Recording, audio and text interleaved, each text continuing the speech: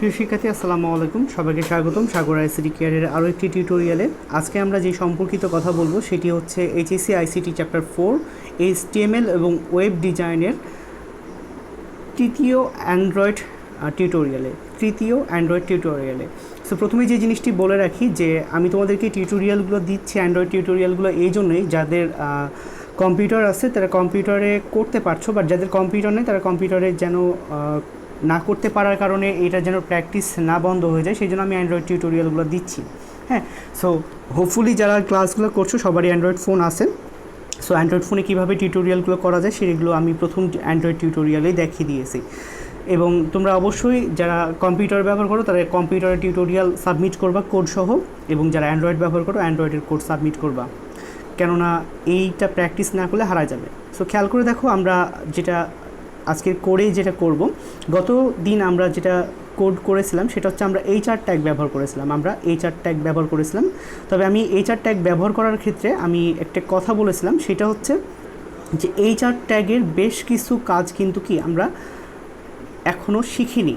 হ্যাঁ, আমরা just HR ট্যাগটা শিখেছিলাম। তার আগে আমি এটা বলেছিলাম যে তিন ধরনের ট্যাগ রয়েছে, যারা MT tag, HR tag, BR tag এবং হচ্ছে ইমেজ ট্যাগ।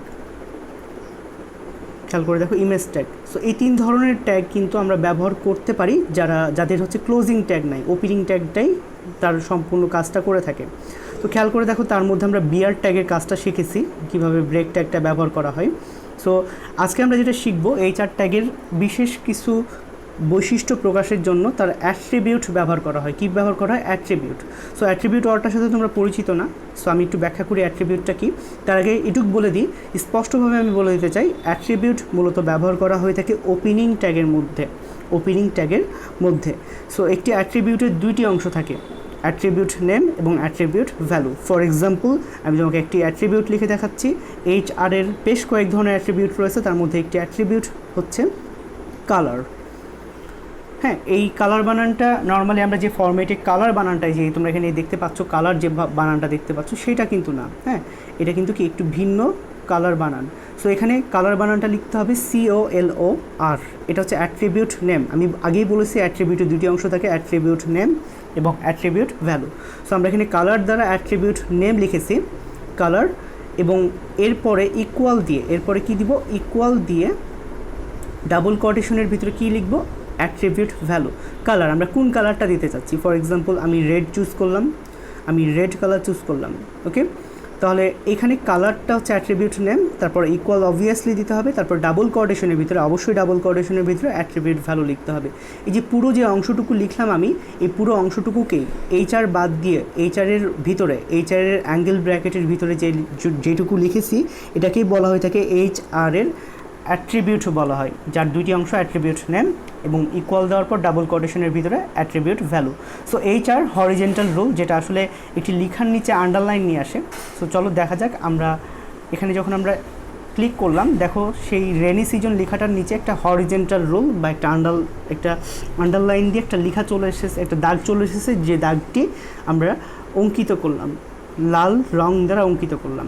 ওকে, এখন খেয়াল করে দেখো, তোমার HR ট্যাগের ভিতরে এটা হচ্ছে একমাত্র অ্যাট্রিবিউট না, আরও বেশ কয়েক ধরনের অ্যাট্রিবিউট ব্যবহার করা যায়। ঠিক একটি অ্যাট্রিবিউট ব্যবহার করা যাবে একটি ওপেনিং ট্যাগের মধ্যে, তা কিন্তু না, এখানে একাধিক অ্যাট্রিবিউটও ব্যবহার করা যাবে। HR ট্যাগের ভিতরে আমরা আরও এক ধরনের অ্যাট্রিবিউট ব্যবহার করতে পারি, যে অ্যাট্রিবিউটের নাম হচ্ছে উইথ। অ্যাট্রিবিউট নেম হচ্ছে উইথ, তারপর ইকুয়াল দিয়ে ডাবল কোটেশনের ভিতরে অ্যাট্রিবিউট ভ্যালু লিখব। সো উইথ বলতে প্রশস্ততা বোঝানো হয়, যে দাগটি দিয়েছি সেটার প্রশস্ততা বোঝানো হয়। সো উইথ আমরা এখানে যদি 10 দিই, বা ফর এক্সাম্পল উইথ যদি আমরা এখানে উইথ যদি আমরা খেয়াল করে দেখো 10 দিই, 20 দিই, 30, একটা নাম্বার দিয়ে প্রকাশ করতে পারবো, যে কোনো নাম্বার দিয়ে প্রকাশ করতে পারবো। সো উইথ কত দিতে পারবো? এখানে উইথ আমরা দিব, এখানে 25 দিলাম। উইথ কত দিব? 25 দিলাম।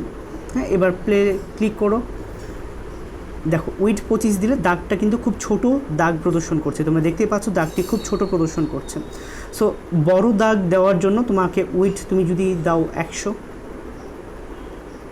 100 দাও, তাহলে দেখো দাগটি আরেকটু বড় হয়েছে। আসলে উইডের সর্বোচ্চ ভ্যালু হচ্ছে 500, উইডের সর্বোচ্চ ভ্যালু হচ্ছে 500। দেখো আমি 500 দিচ্ছি, দেখবা ফুল দাগ চলে এসেছে। হ্যাঁ, উইডের 500 না দিয়ে যদি 400 দিই, খেয়াল করে দেখো এখানে যদি আমি 400 দিই, তাহলে দেখো তার থেকে একটু ছোটো দাগ আসবে অবশ্য। 250 দিলে, 250 দিয়ে দেখে অর্ধেক দাগ আসবে, 250, খেয়াল করে দেখো অর্ধেক দাগ এসেছে। ওকে, সো এভাবে উইডটা নিয়ন্ত্রণ করতে পারি। তবে একটি প্রবলেম থেকে যাচ্ছে যে আমরা দাগটা দিচ্ছি, দাগটা কিন্তু খুবই ছোট হয়ে গেছে, লেখাটা তো ছোট আছে, তার সাথে সাথে কি দাগটাও কিন্তু কি খুব ছোট চলে এসেছে। সো দাগটিকে বড় করার জন্য বা একটু মোটা করার জন্য আরও একটা অ্যাট্রিবিউট ব্যবহার করতে পারি, যে অ্যাট্রিবিউটের নাম হচ্ছে সাইজ। ঠিক আছে, যে অ্যাট্রিবিউটের নাম হচ্ছে সাইজ, এটা অ্যাট্রিবিউট নেম, তারপর ইকুয়াল দিয়ে ডাবল কোটেশনের ভিতরে অ্যাট্রিবিউট ভ্যালু লিখবো। সো অ্যাট্রিবিউট ভ্যালু কি দিতে পারি, সাইজ তোমরা যে কোনো কিছু দিতে পারো। ফর এক্সাম্পল আমি 10 দিলাম, 10 দিয়ে দেখাই তোমাদেরকে। খেয়াল করে দেখো দাগটা মোটা হয়ে গেছে, 10 একটু বেশি মোটা হয়ে গেছে, আমরা 10 না দিয়ে 8 দিব, 8 দিলাম। ঠিক আছে, 8ও বেশ মোটা দেখাচ্ছে, 5 দিলে হয়তো বা সুন্দর দেখাবে। অর্থাৎ তোমার প্রয়োজন অনুসারে তুমি কি দাগটা দিবা। ওকে, সো এইগুলো হচ্ছে এইচআর ট্যাগের হচ্ছে কি অ্যাট্রিবিউট, কালার, উইডথ, সাইজ। আরও এক ধরনের অ্যাট্রিবিউট ব্যবহার করতে পারি। দেখো তোমার লেখাটা কিন্তু বাম পাশে আছে, কিন্তু দাগটা কিন্তু তোমার লেখার নিচে নাই, একেবারে মাঝামাঝি অবস্থান জুড়ে আছে। সো এই কাজটা করার জন্য তুমি যেটাকে ব্যবহার করতে পারো, আরও এক ধরনের অ্যাট্রিবিউট ব্যবহার করতে পারো, যে অ্যাট্রিবিউটের নাম হচ্ছে অ্যালাইন। অ্যালাইন বলতে অবস্থান বোঝানো হয়, ALIGN, অ্যালাইন। হ্যাঁ, এটাকে অ্যালাইন বলা হয়। অ্যালাইন বলতে তার অবস্থান কোন পর্যায়ে হবে, কোন দিকে হবে। সো অ্যালাইন আমরা ডাবল কোটেশনের ভিতরে লিখে দিতে পারি। লেখাটা যেহেতু বাম দিকে আছে, সো অ্যালাইনে 3 ধরনের অ্যাট্রিবিউট ভ্যালু ব্যবহার করা যায়, লেফট, সেন্টার, রাইট। সো যেহেতু লেখাটা বাম দিকে আছে, তাহলে আমি লেফট লিখলাম, সো অ্যালাইন লেফট লিখলাম। সো এখন প্লে করি, দেখো দাগটা কিন্তু কি বাম দিকে এসেছে, বাট যতটুকু লেখা আছে তার থেকে কিন্তু কি দাগটা একটু বেশি বড় হয়ে গেছে। সো এটার জন্য কি করতে পারি, উইডটা জাস্ট কি কমাই দিব। উইডটা আমরা এখানে 150 করে দেখবো যে পারফেক্ট হয় কি না। ওকে, খেয়াল করে দেখো 150-তে পারফেক্ট হয় না, 100-তে পারফেক্ট হয়ে যাবে প্রবাবলি। ওকে, 100-তে অবশ্য ছোটো হয়ে গেছে। হ্যাঁ, সো এগুলো প্রয়োজন মোতাবেক কিন্তু কি মডিফাই করে নেওয়া যায়, মডিফাই করে নেওয়া হয়। ওকে, দেখো পারফেক্ট হয়েছে, লেখাটাও পারফেক্ট পজিশনে আছে এবং কি দাগটাও পারফেক্ট পজিশনে আছে। ওকে, সো এই হচ্ছে আমাদের ব্যবহার, যে ব্যবহারগুলো আমরা করতে শিখলাম এইচআর বা হরিজেন্টাল ট্যাগের মধ্যে। হরিজেন্টাল ট্যাগ যেটা লাইন, একটা আন্ডারলাইনের জন্য ব্যবহার করা হয়ে থাকে, বাট আমরা আন্ডারলাইনের জন্য যে ট্যাগটা ব্যবহার করি ইউট্যাগ দিয়ে কিন্তু এরকম মোটা করা, ইউট্যাগকে এভাবে মডিফাই করা বা ইউট্যাগের ক্ষেত্রে এরকম অ্যাট্রিবিউট ব্যবহার করা কিন্তু কি সম্ভব হয় না। সো সেক্ষেত্রে যদি মোটা করা বা মোটা আন্ডারলাইন দরকার হয়, সেক্ষেত্রে আমরা এইচআর ট্যাগ ব্যবহার করব। ওকে, এবার দেখো একটা জিনিস প্রবলেম হয়তো বা তোমরা ফেস করছো, যে লেখাটা খুব ছোট দেখাচ্ছে। হ্যাঁ, এই জিনিসটা তখনই বোঝা যাচ্ছিলো যখন উইড কিন্তু, খেয়াল করে দেখো যখন উইড ফর এক্সাম্পল যখন আমরা 200-250 দিয়েছিলাম, তখন খেয়াল করে দেখো লেখা অনুযায়ী দাগটা অনেক বেশি বড় হয়ে যাচ্ছে, লেখাটা অনেক ছোট মনে হচ্ছে। সো লেখাকে বড় করার জন্য তোমরা বোল্ড ট্যাগ বা বিগ ট্যাগ, এই ট্যাগ গত টিউটোরিয়ালে শিখেছিলাম। বাট এটি ছাড়াও আরও এক ধরনের ট্যাগ ব্যবহার করা হয়, সেই ট্যাগটির নাম বলা হয় হেডিং ট্যাগ। কী বলা হয়? Heading tag. So heading tag সর্বমোট 6 প্রকার। কয় প্রকার? 6 প্রকার। সো হেডিং ট্যাগের সর্ববৃহৎ ট্যাগকে বলা হয় H1 এবং সবথেকে ছোটো ট্যাগকে বলা হয় H6। সো চলো কোড ট্যাগটা আমি ব্যবহার করে দেখাই। H1 ব্যবহার করলাম, H1 দ্য রেনি সিজন লেখাটার পূর্বে আমরা H1 ট্যাগটা ব্যবহার করলাম এবং রেনি সিজনের পরে এটাকে ক্লোজ করে দিব, H1কে ক্লোজ করে দিব, তাহলে কি লেখাটা বড় হয়ে যাবে। চলো দেখ। সো দেখো এই যে লেখাটা বড় হয়ে গেছে, বেশ বড় দেখাচ্ছে এখানে। হ্যাঁ, অর্থাৎ বোল্ড বা কী বলে বিগ ট্যাগ দ্বারা বড় করা যায়, বাট এতটুকু বড় করা যায় না। সেই জন্য কী ব্যবহার করবো আমরা? হেডিং ট্যাগ ব্যবহার করতে পারি। H6 দ্বারা মূলত আসলে অনেক ছোট বোঝানো হয়। হ্যাঁ, H6 বলতে ছোট। H1, H2, H3, H4, H5, H6 এই 6টি হেডিং ট্যাগ রয়েছে। সো এটি লেখাকে কী করে দিল? ছোট করে দিল। সো আমার যেহেতু এখন কোডটিকে সুন্দর করার জন্য আমরা কী ব্যবহার করব? H1 ট্যাগ ব্যবহার করব। খেয়াল করে দেখো আমরা যে ট্যাগটি ব্যবহার করছি সেটি হচ্ছে H1 ট্যাগ। ওকে, যেটি লেখাকে বড় করে দিল। ওকে, সো আশা করি বুঝতে পারছো যে হেডিংটা কীভাবে ব্যবহার করে। এখন আমার যেটি আরেকটি ইচ্ছা যে আমরা চাচ্ছি দ্য রেনি সিজন লেখাটি মাঝ বরাবর আসুক, কেননা আমরা যখন প্যারাগ্রাফ লিখি লেখাটা কিন্তু কি একেবারে পেজের মাঝখানে লিখি। সো এরকম যদি কোনো লেখাকে মাঝ বরাবর দেখতে চাই, কোনো লেখাকে যদি এরকম মাঝ বরাবর দেখতে চাই এবং তার আন্ডারলাইনটাকেও যদি মাঝ বরাবর দেখতে চাই, দেখো আমি এখানে যে আন্ডারলাইনটা দিয়েছি, আন্ডারলাইনটাকে অ্যালাইন যদি লেফট না দিয়ে সেন্টার দিয়ে দিই, যদি সেন্টার দিয়ে দিই, CENTER সেন্টার যদি দিয়ে দিই, তাহলে দেখো আন্ডারলাইনটা মাঝ বরাবর চলে এসেছে, কিন্তু লেখাটা কিন্তু মাঝ বরাবর আসেনি।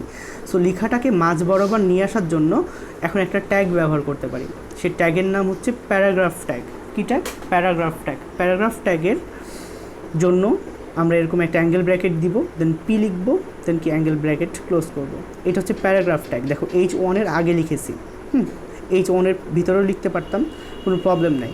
প্যারাগ্রাফ ট্যাগ ওপেন করলাম, প্যারাগ্রাফ ট্যাগ ক্লোজ করে দিব। যদিও ক্লোজ না করলেও কিন্তু হয়, তবে আমরা কি যেহেতু কোড শিখছি, আমরা বিগিনার লেভেলে আসি, সেহেতু কি দিয়ে দিব। সো প্যারাগ্রাফ ট্যাগ দিলে কি এটা কি মাঝখানে চলে আসবে না? যেরকম ছিল ঠিক সেরকমই আসে। সো এই লেখাটাকে মাঝখানে নিয়ে আসার জন্য যেটা করতে হবে, প্যারাগ্রাফ ট্যাগের ভিতরে অ্যাট্রিবিউট লিখতে হবে। কি লিখতে হবে? অ্যাট্রিবিউট। সো প্যারাগ্রাফ ট্যাগের অ্যাট্রিবিউট হচ্ছে একটি লেখাকে মাঝখানে আনার জন্য কি করতে হয়, মাঝখানে বামে বা ডানে আনার জন্য অ্যালাইন অ্যাট্রিবিউট ব্যবহার করতে হয়, যেটা আমরা হরিজন্টাল রুলের ক্ষেত্রে দেখেছি, অ্যালাইন ব্যবহার করেছি। সো প্যারাগ্রাফের ক্ষেত্রেও একইভাবে প্যারাগ্রাফের ওপেনিংয়ের ভিতরে অ্যাট্রিবিউট ব্যবহার করবো। অ্যাট্রিবিউটের নাম কি? ALIGN, অ্যালাইন, দেন ডাবল কোটেশনে লিখলাম। ওকে, সো অ্যালাইনের ভিতরে আমরা লিখব যে আমরা লেখাটাকে কোন অবস্থানে দেখতে চাই। সো আমরা এখানে লিখে দিব সেন্টার। ওকে, সেন্টার। একটু অ্যালাইন লিখেছি, ডাবল কোটেশন দিয়েছি, সেন্টার লিখেছি, বাট সঠিক প্রদর্শন না করার কারণ হচ্ছে একটু আমরা আবার একটু লিখে দেখি, সেন্টার লিখলাম। ওকে, সো এখানে যে ডিফল্টটা হয়েছে, আমরা H1 এর ভিতরে আমরা হেডিংয়ের ভিতরে প্যারাগ্রাফটা লিখব। একটু কারেকশন, এই জন্য কোডগুলো করে দেখা ইম্পর্টেন্ট, কেননা কোড করলে কিন্তু অনেক সীমাবদ্ধতা সম্পর্কে তুমি জানতে পারবা, নিজেই ফেস করতে পারবা। প্যারাগ্রাফ ট্যাগ ইউজ করলাম, প্যারাগ্রাফের ভিতরে অ্যাট্রিবিউট লিখছি, অ্যালাইন, সেন্টার। ওকে, এই যে দেখো এবার হেডিংয়ের ভিতরে প্যারাগ্রাফ ট্যাগটা ব্যবহার করলাম, অ্যালাইন সেন্টার লিখেছি, দেন হেডিংয়ের বাইরে এসে প্যারাগ্রাফ ট্যাগটা দেখো। এখানে বিষয়টা হচ্ছে যে যেহেতু প্যারাগ্রাফ ট্যাগটা আমরা পরে স্টার্ট করেছি, তাই এটাকে আগেই ক্লোজ করতে হবে, H1 এর আগেই ক্লোজ করতে হবে। H1 এর আগে আমরা ক্লোজ করে ফেলি, হ্যাঁ, প্যারাগ্রাফটা আগেই ক্লোজ করে ফেললাম, মানে বড় কোটার মধ্যে একটা ছোট্ট কোটা, প্যারাগ্রাফ কোটা। সো এখন দেখো লেখাটা কিন্তু মাঝ বরাবর চলে এসেছে। সো হেডিংয়ের ভিতরে কিন্তু কি এই প্যারাগ্রাফটা একটা ব্যবহার করতে হবে। সো একটু কারেকশন থাকলো, যেটা তোমরা দেখতে পেলা, সরাসরি দেখতে পেলা। হ্যাঁ, সো এইভাবে লেখাটা কিন্তু কি লেখাও মাঝে বরাবর আছে এবং আন্ডারলাইনটাও কি মাঝে বরাবর আছে। তাহলে এখন কিন্তু জিনিসটা দেখতে সুন্দর লাগছে। সো এই মুহূর্তে আমি তোমাদেরকে আরেকটি জিনিস শিখিয়ে আমরা আমাদের টিউটোরিয়াল শেষ করব। গতকালকে বা গত দিনের যে টিউটোরিয়ালটি শিখেছিলাম, সেই টিউটোরিয়ালে একটি বিষয় নিয়ে আলোচনা করা হয়েছিল, সেটি হচ্ছে আমরা সাগর আইসিটি কেয়ার লেখাটা প্রদর্শনের জন্য, ওয়েব পেজে প্রদর্শনের জন্য আমরা একটা স্টাইল করে লিখেছিলাম। For example, 1 minute,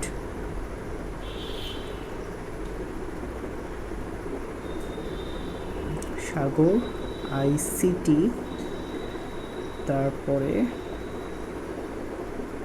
care. So এই লেখাটা এভাবে স্টাইল করে এক লাইন নিচে এবং এভাবে ডানে বামে লেখার জন্য এভাবে আমরা কিন্তু বডির ভিতরে সেটা লিখেছিলাম, সাগর আইসিটি কেয়ার লেখাটা। তবে কোডে বডির ভিতরে এভাবে স্টাইল করে লেখার পরও কিন্তু যখন এটা কোডে রান করতে গেছিলাম, সেটা কিন্তু এক লাইনেই প্রদর্শন করছিল। সো আমি প্রথমে তোমাদেরকে ব্রেক ট্যাগ ব্যবহার করে কীভাবে ব্যবহার করতে হয় সেটা শিখিয়ে দিয়েছিলাম, ব্রেক ট্যাগ ব্যবহার করে কীভাবে ব্যবহার করতে হবে। এবং এরপরে এই লেখাটা ব্রেক ট্যাগ ব্যবহার করলে, দেখো সাগর আইসিটি কেয়ার এভাবে লিখলে ব্রেক ট্যাগ ব্যবহার করলে লাইনগুলো কিন্তু কি আমরা একটু ব্যবহার করে দেখাই, যে ব্রেক ট্যাগ ব্যবহার করলে আইসিটি লেখাটা নিচের লাইনে আসলো, সাগরের পরে যেহেতু ব্রেক ট্যাগ ব্যবহার করেছি। এরপরে যদি ব্রেক ট্যাগ ব্যবহার করি, তাহলে দেখো 3 লাইনে আসলো। বাট আমি ঠিক যেভাবে এখানে কোডটা লিখেছি সেভাবে প্রদর্শনের জন্য আমি তোমাদেরকে বিশেষ এক ধরনের ট্যাগ শিখিয়ে দিয়েছিলাম। সেই ট্যাগের নাম তোমাদের নিশ্চয়ই মনে আছে, যদি মনে থাকে কমেন্টে আমার এটা ভিডিওটা পজ করে আগে কমেন্ট করবা যে সেই ট্যাগের নাম কি।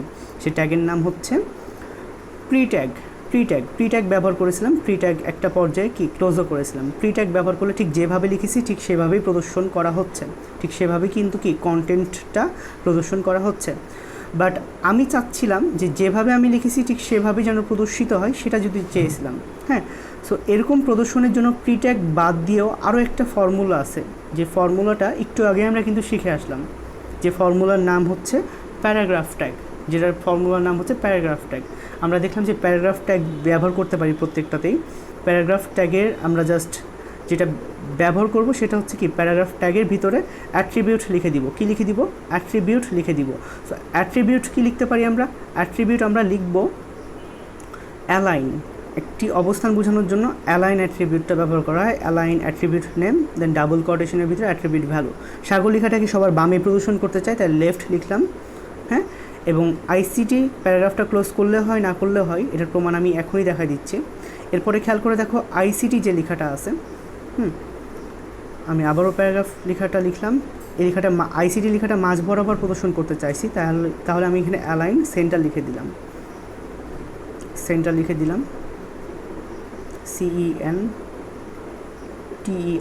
সেন্টার লিখে দিলাম। ওকে, আইসিটিটা সেন্টারে লিখে দিলাম। ওকে, এবং কেয়ার লেখাটা সবার বামে প্রদর্শন করতে চাইছি। সো সবার বামে প্রদর্শনের জন্য যেটা করব আমরা সেটা হচ্ছে, এক মিনিট, কেয়ার লেখাটা সবার বামে প্রদর্শনের জন্য এখানে প্যারাগ্রাফ ট্যাগ ব্যবহার করব। তোমরা অবশ্যই প্যারাগ্রাফ ট্যাগটা ক্লোজ করে নিবা, কেননা অনেক শিক্ষক এক্ষেত্রে ভুল ধরতে পারে, কেননা 3টা এমটি ট্যাগ রয়েছে। যদিও HTML, এই যে দেখো HTMLটা ক্লোজ করেছি, এটা ক্লোজ না করলে কিন্তু কি আউটপুট আসবে, এটা ক্লোজ না করলে আউটপুট আসবে। তবে তোমাদের সেই রিস্কটুকু নেওয়ার দরকার নেই, কেননা তোমরা একাডেমিক পরীক্ষা দিচ্ছ, এটা মনে রাখতে হবে। সো অ্যালাইনের ক্ষেত্রে কেয়ার লেখাটা সবার ডানে প্রদর্শনের জন্য রাইট কিওয়ার্ডটা লিখলাম। কি লিখলাম? রাইট লিখলাম। সো এভাবে প্যারাগ্রাফ ট্যাগ 3টা লিখেছি, লেফট, সেন্টার, রাইট। সো এখন কোডটা রান করে দেখো, ঠিক একইভাবে প্রদর্শন করছে, এবং এদের মধ্যে একটু ডিফারেন্সও দেখতে পাচ্ছ, কিন্তু এদের মধ্যে গ্যাপ চলে এসেছে। হ্যাঁ, মানে একটা সবার বামে, একটা সবার মাঝখানে, এবং কেয়ার লেখাটা, আইসিটি লেখাটা মাঝখানে, এবং কেয়ার লেখাটা সবার ডানে চলে এসেছে।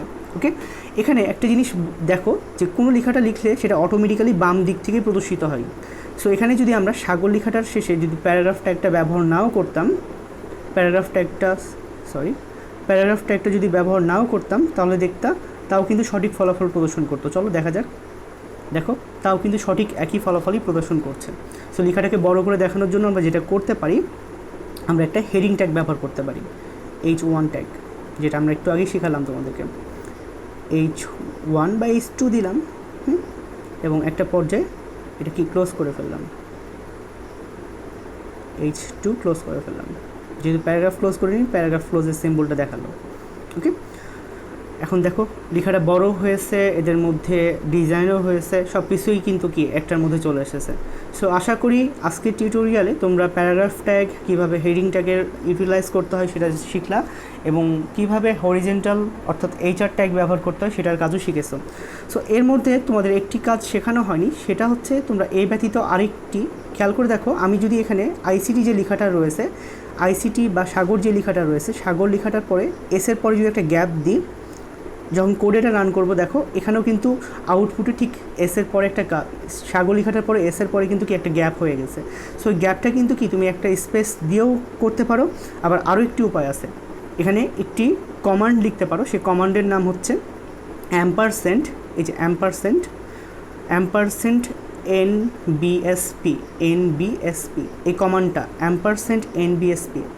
আমি একটু ভালো করে দেখাই, অ্যাম্পারসেন্ট NBSP এই কমান্ডটা যদি লিখো, দেখবে অটোমেটিক্যালি তার মধ্যে একটা গ্যাপ সৃষ্টি হয়ে গেছে। তুমি যদি আরেকটা অ্যাম্পারসেন্ট NBSP লিখো, এখানে আমি আরেকটা অ্যাম্পারসেন্ট NBSP লিখেছি, দেখো আরেকটা গ্যাপ সৃষ্টি হয়ে গেছে। সো এভাবে গ্যাপ সৃষ্টি করা যায়, যদিও এটা অপ্রয়োজনীয় আসলে, যেহেতু অটোমেটিক্যালি যেটা করা যাবে সেক্ষেত্রে কিন্তু কি এটা করা দরকার নেই। তবে এমসিকিউ এর জন্য এটা আমি কি শিখাই দিলাম তোমাদেরকে। সো আশা করি টিউটোরিয়ালগুলো তোমাদের কাজে লাগছে এবং টিউটোরিয়ালগুলো করে তোমরা কোডগুলো করে আমাকে অ্যান্ড্রয়েডে কোডগুলো করে আমাকে জমা দিবা। প্রয়োজন হলে আমার টিউটোরিয়ালটি আবারও হেল্প নিতে পারো। এবং একটু আগে যে বললাম যে আমরা HTML ক্লোজ না করলে কোডটা রান হয়, সেটা তোমার প্রমাণ দেখতে পেলাম যে সঠিক ফলাফল প্রদর্শন করছে। সো আজকে এই পর্যন্তই, সবাই ভালো থাকবে, সুস্থ থাকবে এবং যারা চ্যানেলটি সাবস্ক্রাইব করোনি চ্যানেলটি সাবস্ক্রাইব করে ফেলবে এবং টিউটোরিয়ালটি ভালো রাখলে শেয়ার করবে তোমার ফেসবুকে। সবাইকে এই পর্যন্তই শেষ করে আজকে শেষ করছি, সব এ পর্যন্ত বলে শেষ করছি। ভালো থাকবে, সুস্থ থাকবে, আল্লাহ হাফেজ।